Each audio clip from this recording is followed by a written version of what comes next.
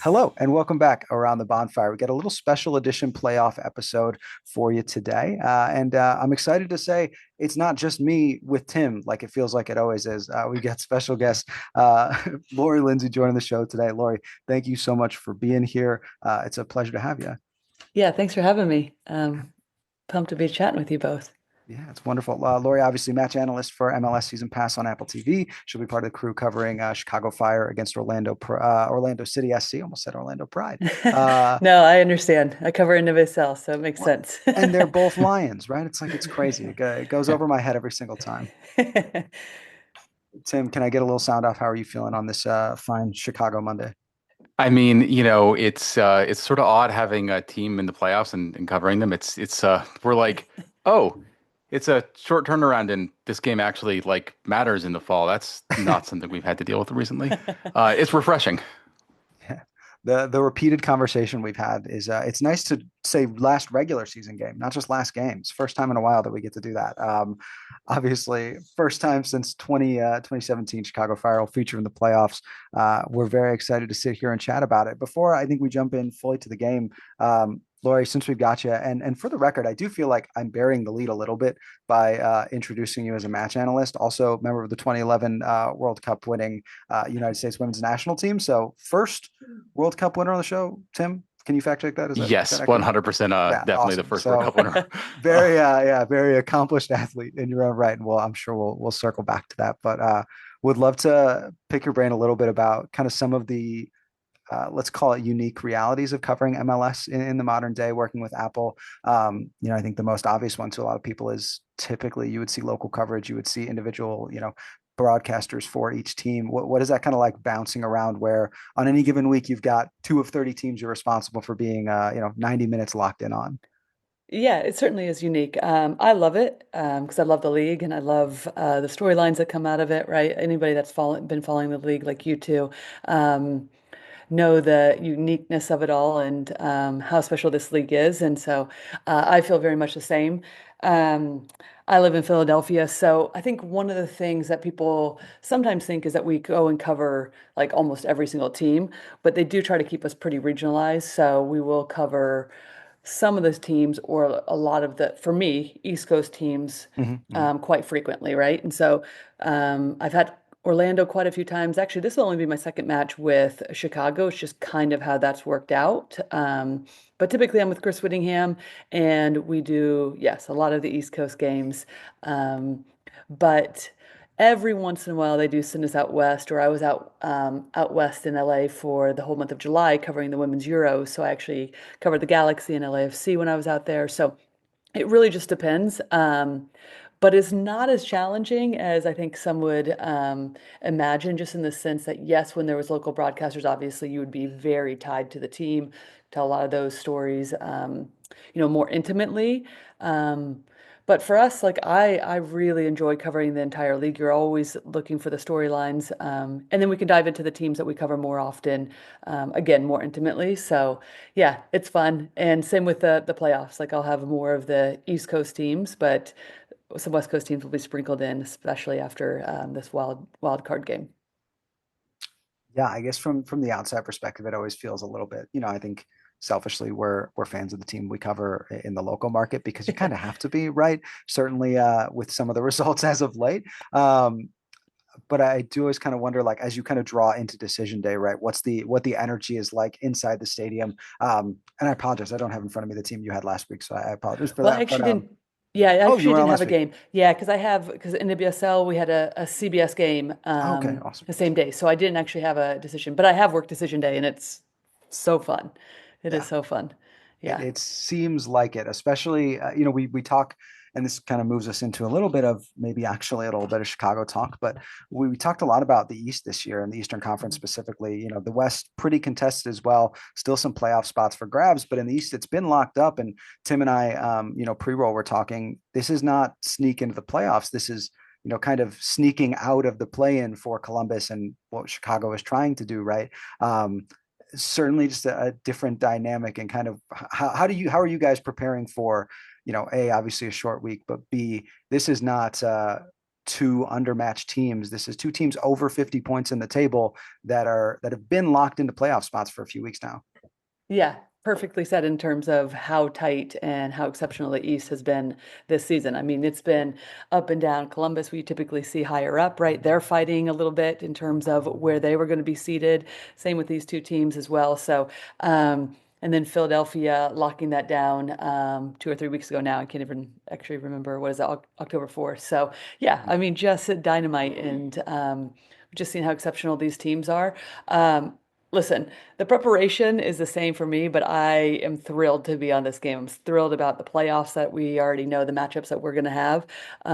But these two teams specifically, well, one, congratulations to you, because being longtime covers of Chicago Fire and of just the team in general, right? You would known that, like, okay, finally we have this chance. At least we had this wild card game since it's been a tough go since 2017. So. But these two teams, I think, just when you even think about like the tactical battle, is so fun because tons of attacking power for both of them. Quality teams, exceptional talent. And so I think it just comes down to the day on who's going to be able to execute, who actually, Orlando's an interesting one because they've been very good as long as same as Chicago on the road. And a lot of that for Orlando has to do with their counterattacking ability. So I would imagine that is something that Greg Berhalter and his staff and team are highly focused on, because I would imagine they're going to have quite a bit of the possession in this game. So yeah, this game in general, I just feel like sells itself. I'm in a group chat with a number of other broadcasters in MLS, and immediately when this was the wild card game, they were like, "It's the match to watch." So it's going to feel Yeah, like a I mean, playoff. I mean, it is a playoff game, right? So yeah, it's certainly it certainly is, but I mean, it's crazy. Orlando improved on their point total for last year and are in exactly. ninth. Like, Yep. in some ways, like there's another universe where this is being celebrated as Oscar Pareja's like best season in Orlando, Yep. and instead it's like everything fell apart, even though like they would be fourth in the East last year, like they were last year, Yep. Exactly. which is just wild. Yeah. Um, and John, do you want to get into some of the storylines? There's one thing that I did want to pick your brain about. Something that I think changed the game for the Fire in September was having Andre Franco come in on loan, but he sort of had an immediate impact playing in like attacking midfield role, and just Mhm. the Fire had really lacked a guy that could consistently like control the game in the midfield, like speed it up, slow it down, and just like had all of the tools rather than being a talented midfielder at some parts of the role. And it sort of feels like it's the same thing with Cesar Arujo, who's being lost to injury for a lot of the season, losing that defensive midfielder. It's pushed like Atuesta into some kind of like less familiar parts of the pitch sometimes. Yeah. And like as someone that was a midfielder and now is analyzing games, how like is there a way to replace that for like what how do you think that the coaches approach that? Like, do you try to replace it from within the group? Do you try to like work around it? It seems like Greg has kind of tried experimenting with a little bit of both in the past couple of games and with mixed results. Yeah, I mean, the way that, I mean, yes, I was a midfielder, but the way that I look at it is that's your glue, right? That's what holds your teams together. To your point about Franco and how he's able to bring other players into the game. Obviously, you have an exceptional attacking line, but then to be able to, whether it's play the final pass, be able to take on 1v1 and go himself, all of those different things then speak to being able to have more versatility in the attack. And you were mentioning Arujo being injured for Orlando, Cartagena at the beginning of the season too. So Orlando's very much has that exact same issue. I mean, they're like even further deep. Oscar's not afraid to talk about that at all. I mean, Kyle Smith's having to play in there recently. Atuesta, to your point, is in like a little bit more of a deeper role. So I think really it's just about being mindful of that, and sometimes those are the ups and downs that you have to ride. And this Greg would have the same problem, right? Losing Franco after he's come in and made an immediate impact. So I think that's where it's just about everybody being mindful in these games, specifically wild card and playoffs, about okay, how are we playing, exactly how we're playing when we are in possession, what do we look like when we're without the ball. I mean, all of those little details become that much more important. And I don't know if you can really, in my opinion, make up for those losses of players. You just have to kind of build in then, okay, Kyle Smith, for instance, has played on the back line for Orlando. They put him in there. It's going to be more of a defensive presence, hopefully to lock things down and give a little bit more protection to the back line. is that the same player as an Arujo? No, because he doesn't typically always play midfield, Kyle Smith. But you have to rotate players around, and I think that's what you're seeing for both teams in some ways to see what's the best partnerships. Yeah, and I think that that's certainly something that Greg has been sort of struggling with. We haven't seen the Yeah. same combination start since Franco's absence. Yeah, that's the tough part, right? Is who's the best group? And kind of with that, I think what we're expecting to see come Wednesday, Greg referred to kind of this experiment with the back three as more of a more of a holding pattern, a little bit more passive, a little bit more defensive. Switched to a back four at halftime to try and get that win against New England this past week. So we are kind of expecting to see that back four. Chicago's played very well against Orlando this year, drawing when they were down a man, down Chris Brady early in the year, and then just a couple weeks later winning 3-1 with still some absent players there. I think the expectation is to see that back four now, and also you're sliding in two very young players in the midfield there. We can talk a little bit about Romani Kwame, but I think we would expect it to be Brian Gutierrez and Sergio Orahel. Both have started above or around 20 games this year. Pairing them with Jay Davila, 22 years old, you've got a combined age there of 21. So I'm curious, like from a player's perspective, you're entering a playoff where the only two guys on the team that really have seen minutes this year that have experience in an MLS playoff setting, Jack Elliott, Joel Waterman. Granted, that's a good place to have it, right, with the center back pairing. If you could talk a little bit about just your thoughts, but again, experience as a player. I do have a note here: 2008 W League champs with Washington Freedom, impressive accomplishment, right? But like what that kind of experience is like for these young guys to be stepping onto the field, first playoff game, surrounded by some experienced players, some very high level European players, but nobody who's played quite in this setting, if that makes sense. Yeah, I think it's an exciting aspect, and then also it's just kind of one of those things. Well, this is how you grow. This is how you learn, right? Because I think the overall kind of conversation around Chicago Fire is this is an amazing compliment. You want to be in the wild card. Well, ideally, you just want to be straight into the playoffs, right? But you're in the wild card game. That is an improvement. That is the first time since 2017. So, but it's also a work in progress, and this is a young team. And I think the thing that you have to think about too is, okay, so this is going to be the first experience like in this particular situation for a lot of these players. So there might be some nervy moments at the very beginning, and that's okay. It's about settling in. That's why you're professional. But you also can't forget that there's players like Zinkernagel who have been in these types of situations, in high pressure situations, not in MLS specifically, but elsewhere. So that experience really is the same experience. It's just about how you handle yourself under pressure. And so everybody's going to have to just be communicating that. I would say the first at least 10 minutes just to get yourself settled down. But it also is a positive that you're at home and using the crowd that hopefully is a sense of like celebration, right? And not more pressurized than it needs to be. It should be a backing of the fans and an exciting atmosphere for the players. So, but yeah, I think relying on the players that have been in these types of situations is key. And then also just not taking any sort of risk. And I do think we heard Greg even say it after the game that decision day game helps prepare you for this like wild card game because you go down in the first minute. What's the response like? But then also you see, New England, nothing to lose. So they're trying different things and essentially you just keep seeing the Chicago Fire respond and continue to push through. So all of those little details, especially when it comes to, what's the opposition giving you, having to read that in real time. But it's such an important thing to remember that this is a work in progress too. And while you do want to win this game, all of these experiences just going to add up for like the long term in the process under Greg Berhalter. Yeah, I think that that's what feels distinct this time versus 2017, the last time the Fire were in the playoffs. We talked to Chris Brady earlier today, who said he was in the building for that one. He had just joined the academy. He was 13 years old, which made me feel even older than I am. It's amazing. Yeah. We're all his parents. Yeah, 100.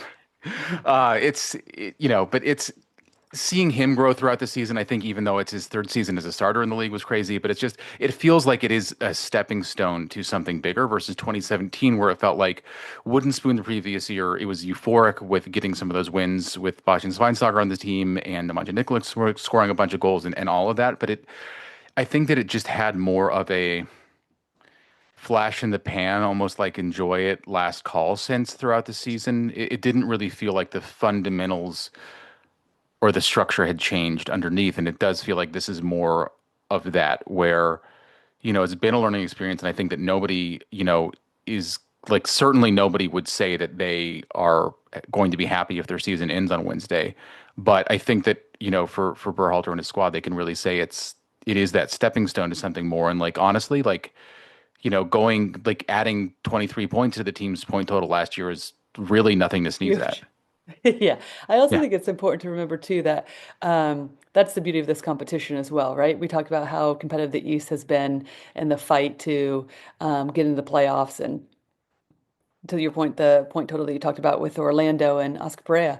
But this is this is a whole new season essentially once you get into the playoffs. And so anything can happen. So it's kind of like, yes, you learn from what you did this season and decision day, but it's also like, okay, here we go, nothing to lose. And in some ways, that's the beauty of the playoffs and MLS Cup is the fight. Anybody can win it, right? Regardless of what you put yourself in, the situation you put yourself into. And I think both of these teams have a really great chance against Philadelphia because that's who they're going to see next. So, I mean, to me, it's like go for it, have fun, and also again the learning experience, the growing aspect for it, and um, why not take the risks? Yeah.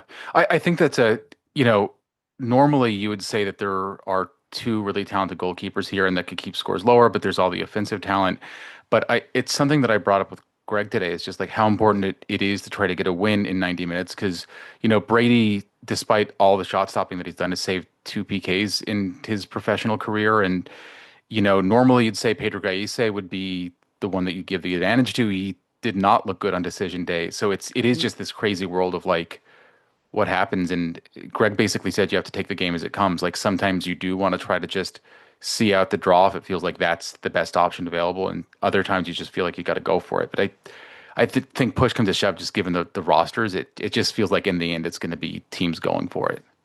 Yeah, and I think also one thing um, that you just said too is like this team relying on Greg's experience, right? He's been in the highest pressurized situations with the World Cup, his previous experience in MLS, so he's been in these situations, and so I love that he had said that to you in terms of just like, or has just said that in generally about, okay, let's see where we are within the game, and this is a Fire team that's had really good results and in a good run of form, and that's essentially the confidence that you want going into these situations in these games.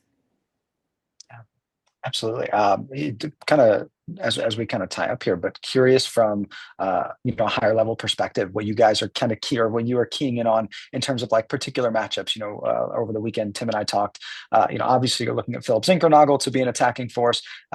Very interesting to see Jonathan Bamba against Alex Freeman, kind of coming down that left Yeah, side. If there's any kind of Gutman as particular well. matchup, yeah, that Yeah, you well, Yeah. guys are that keen on. that right side for Orlando, your left side for the Fire, I think is Bamba, Gutman, because we know about Gutman getting forward, regardless of Mhm. what formation they're in, right? But we also know that Alex Freeman's having an incredible year. His call-ups with the U.S. men's national team.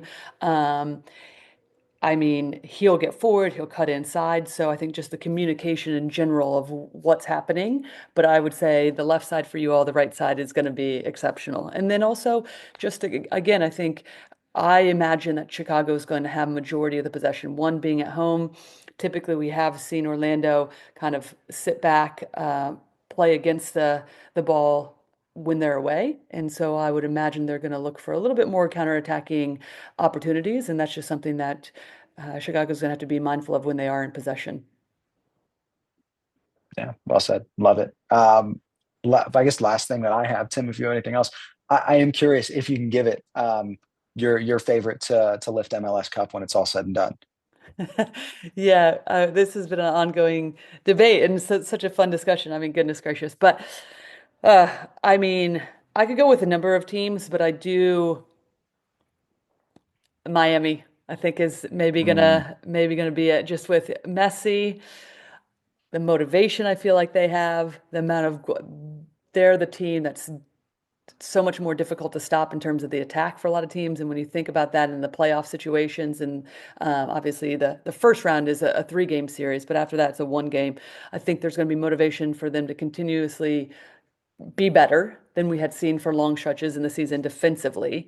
But anytime Messi's on the field, you're going to score goals. Yeah, especially the way that he's been scoring this year. I mean, just Yeah. like, and like you can't, it's like the dude just has never seen a soccer game and he didn't want to play this year. Like he probably is playing in a co-ed team like right now, somewhere in the greater Miami area. Like Yeah. it's insane the number of minutes Yeah. he's put on his legs Yeah. and how good he still looks. It's exceptional. I know. So I don't feel like you can count against them, especially I do feel like there is an added motivation at this point in time, which I feel like it feels scary at the same time too. An exciting way for a neutral fan. Yeah. Maybe not if you're covering Chicago Fire, but just in general, the best of the You best. talk So yeah. Look, talk about teams you have positive records against in 2025. Chicago Fire 4 points against Inter Miami this year. That's not Absolutely. so shabby. No. That's what 5-3 on aggregate. Not bad. One fun fact is I think it's a team that Barcelona played in the Champions League a couple of times. The Vancouver Whitecaps and the Chicago Fire are the only teams that Messi has faced multiple times and not scored a goal against. So that's not necessarily, a bad place to be. At the same time, it also just seems like you're kind of tempting fate. So I think a lot Get out of of the people are wild more than card happy game to and not. then go like- for it. Yeah, exactly. We can test that next year. We don't need to test that in 2025. That's ideal. Awesome, guys. Well, that feels as good a place as any to end us, even if I don't love the pick. Lori, anything you'd like to shout or point people towards? Chicago Fire fans are gonna be mad. Yeah. No, thanks for having me, and best of luck. I'm pumped to actually be in Chicago for this game at SeatGeek, and for this game just in general. Should be a fun one. Awesome. Cool. Lori, thanks so much for joining us. Really appreciate you being here. And as always, to everybody listening, for Tim, for our illustrious producer, Austin, thank you for joining us around the bonfire. And come on, you men in red.